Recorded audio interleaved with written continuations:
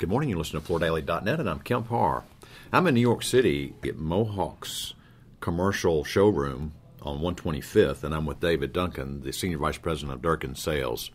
David, how you doing? I'm doing great, Kemp. Up here for the BDNY show, and you guys have tied in very nicely, running shuttles back and forth, so that customers that you want to spend more time with, you can bring over here and this expanded space, which you moved in earlier this year, right? That's exactly correct. Yeah, so we have an opportunity both to be on the BDNY show floor, which most of the booths, as you know, are relatively small. They keep it pretty confined, and we have just so much to show that we decided to provide an expanded experience. One thing I'd like to mention, a lot of people know this, that study this business, but when you think about the hospitality sector and you think about Mohawk's presence, it's actually the Durkan brand. And with all the branding you're doing at the space and everything, you'd have to kind of know that because there's no Mohawk in the space. And I actually like to compliment that because Durkan has a long-standing reputation in this sector, right? Yeah, that's exactly correct. The brand equity in Durkan is literally, we are sort of the number one brand in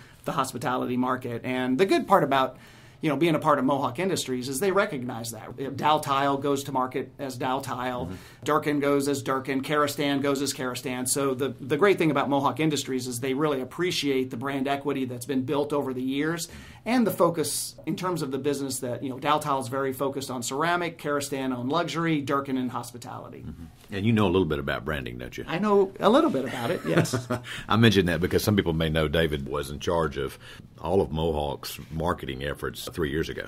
That's correct. And Karen's now handling that and doing a great job. Yeah, so. Karen Mendelson did a great job, yeah. All right, so let's talk a little bit about the business.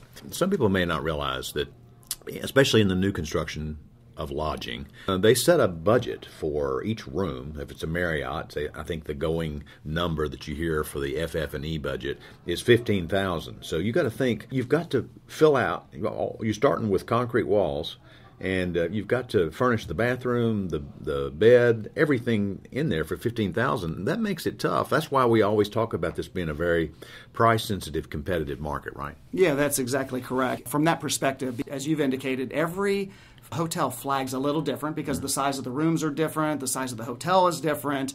But I always felt like that really gave us an advantage because on the Durkan side, we've got a dedicated sales force. All we do every day is hospitality. So it's really in our best interest to understand that and making sure that we're working with the brands to select the appropriate products for that space that fit that overall budget for the ownership groups. So the goal is to give as much of a wow factor to the overnight guest for the least amount of money, right? That's exactly it. It's all about creating a great guest experience. That's what the teams are all doing, from electronics to lighting to flooring. And there's been a lot of change within the design of that, but this is a very design-driven environment, which is what we love about it, right? And it's custom, right? Mm-hmm. So we can really utilize our imagination to create things that provide that great guest experience. Mm-hmm.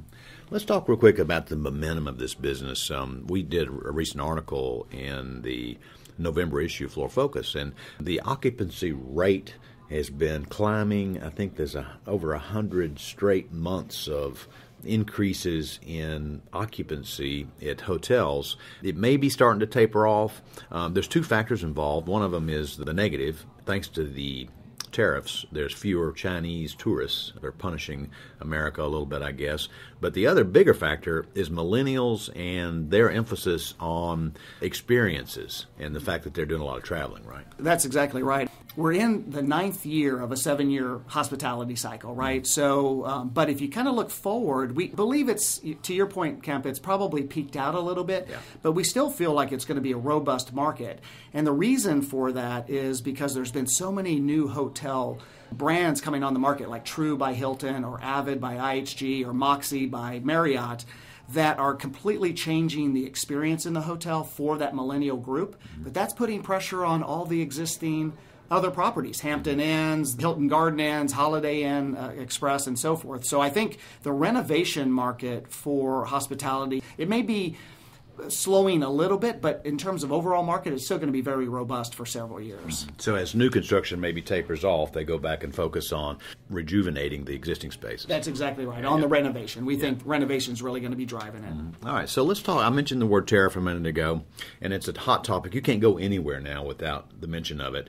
I was talking yesterday at the show to several people, and there were meetings in the morning with some of the big brands around what it's going to do to affect the FF&E budget, because many of the materials that go into hotel rooms are sourced out of Asia. Tell us, I know one of the products you're introducing here, probably the one you're highlighting, is an LVT product that you're calling Movino, right? That is correct, yeah. So, the nice part about us, that obviously the LVT market is growing significantly.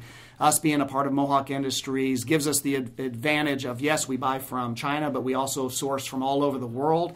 And even more importantly, it's the investments we've made in our own internal manufacturing, right? So we do have a particular product that's a rigid that's still made in China. But the nice part about that is it provides a benefit to the end-use customer because the attached backing is connected, so the acoustical attached backing's there. There's no glue required. It's easy to install, so you can install more rooms per day than you can with other types of products. So if you look at the net, going back to the net cost per room, it's actually a savings to the ownership group. So it hasn't really hurt our ability. The hotels are loving it.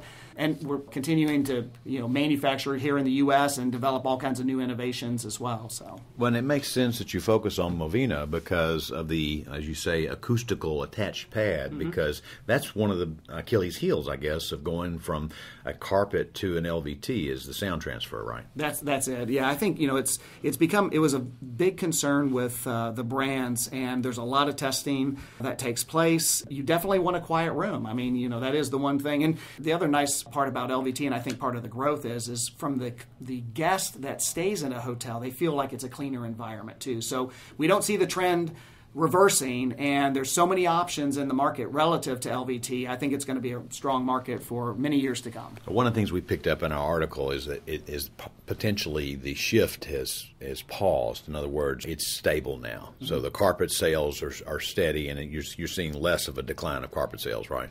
Yeah, we really are. It's interesting when you get into LVT and even carpet tile, there is a greater cost per room to the owner. And as that shift has taken place, a lot of the owners have kind of gone back to a standard broadloom, right? Because it represents a real value. It's beautiful in terms of design. It's soft underfoot. I think the idea that broadloom's going away in the hospitality market is not real. All right, Dave. Are you having a good show so far? You've met with some good customers? Oh, it's been great. I mean, we love BDNY. It's such a great experience here in New York. It's such a networking show.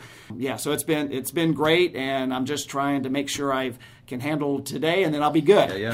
Hey, real quick, last comment, real quick. This show sold to the people who run the HD Expo in Vegas. So it's going to be interesting to watch to see if this show changes at all. Yeah, that's right. I mean, that's probably to be determined. I definitely see some kind of New York show still in the future here, obviously, because it's just such a good market and there's so many people that come up here. But then on the other side, HD in Vegas is a real product show. I mean, we spend a lot of quality time in that space really going over product, where this seems to be a little bit more of a networking, boutique kind of feel. All right, Dave, it's great to catch up with you again. Been talking to David Duncan, the Senior Vice President of Durkan Sales with Mohawk, and you've been listening to Kemp Harr and FloorDaily.net.